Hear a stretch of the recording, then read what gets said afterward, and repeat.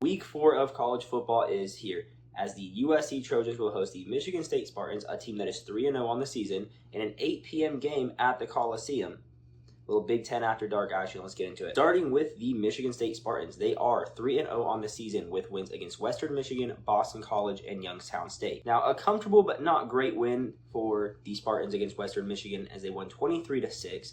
A close back and forth game with Boston College where they won 42-40, and then a dominant offensive performance against Youngstown State as they win 41-24. Some defensive struggles. This Michigan State team is led by junior quarterback Aiden Childs.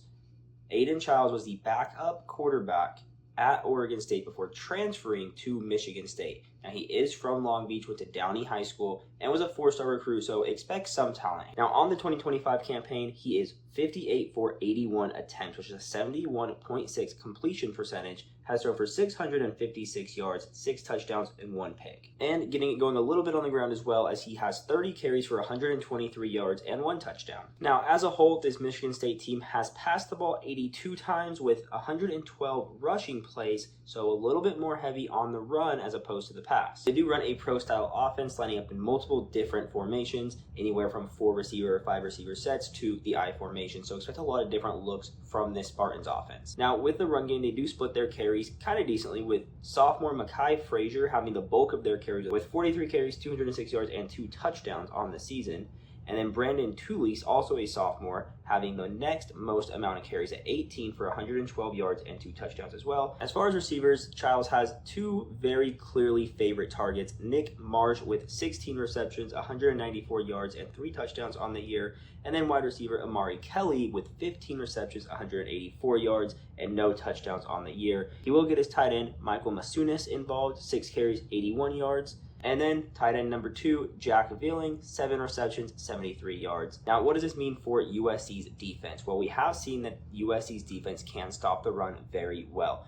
Last week against Purdue, they held Purdue to 52 yards on the ground, and 26 of those yards came from that one double pass, arguably forward pass play, which they ran for a 26-yard touchdown. So really, USC only gave up 26 yards on the ground last week. So the fact that Michigan State tends to run the ball a little bit more than pass the ball does work well for USC. However, Adam Childs is a very capable quarterback as well.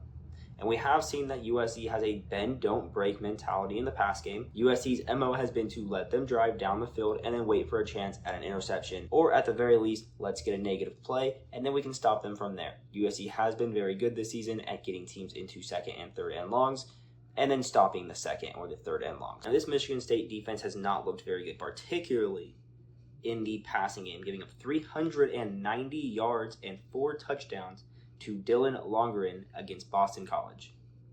390 yards and 4 touchdowns against Boston College. Now, they have looked better against the ground, giving up only 67 yards rushing to Boston College and only 1 touchdown on the ground. So I would expect that Lincoln Riley, Jaden Maeva, and this USC offense will come out throwing the ball. If I was them, I would.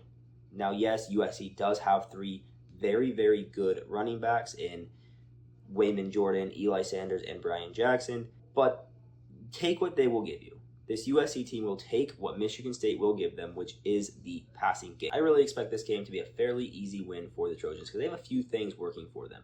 The first thing is that they have the most offensive yards per game for the season. That's into week 3. That's more than enough for a sample size. We're almost a quarter of the way through the season, or we are a quarter of the way through the regular season, and USC's offense looks unstoppable. I mean, Jaden Maeva, time and time again, has looked like a good quarterback, looked like a great quarterback. He looks head and shoulders better compared to where he was last year at the end of the season. And then with the targets he has in Makai Lemon, Jacoby Lane, Lake McCree, Walker Lyons, I mean, this guy has weapons. So when you have a good quarterback with good weapons against a bad passing defense, good things are going to happen for you. And I do expect USC's offense to be able to run the ball as well. I mean, the offensive 3-headed monster they have in that running back room is insane. USC still has 3 really, really, really good running backs. All 3 of those guys could be the starter at running back that the offense runs through at most other schools in the country. And on the defensive side of the ball, USC is good. even great against the run. They are great against the run.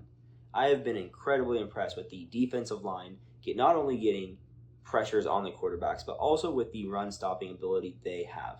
Now, yes, there are some concerns on the secondary. However, Bishop Fitzgerald with 2 interceptions last week, and don't get me started on the Jamal Jarrett interception last week. Bishop Fitzgerald is a very, very good cornerback. We have Kamari Ramsey at safety. I really don't think that Michigan State will put up a whole lot of points, and I think that USC will put up a whole lot of points in this game. And if all of that wasn't enough going against the Michigan State Spartans here, they have to play a game at 8 p.m. at the Collie. That game is 11 o'clock their time. I mean, these are guys that are used to getting up in the morning at 6 a.m., 5 a.m. for morning lifts and practices, and now you're asking them to go start a football game at 11 o'clock. The fourth quarter will be starting around 12:45, 1 a.m. their time. That is an insane ask. These guys will be tired no matter what they do by the end of that game. There's no way that their bodies can adjust that quickly to that big of a time schedule change. And I expect that to be seen especially in the fourth quarter. So even if this game is close going into the fourth quarter, I am extremely confident that USC will pull this game off. So there you have it. I look forward to the USC-Michigan State game. Saturday, 8 p.m. will be a good game for USC. This will be a dominant performance for USC. And if you like these kinds of breakdowns and like listening to football, specifically college football, make sure to like and hit the subscribe button.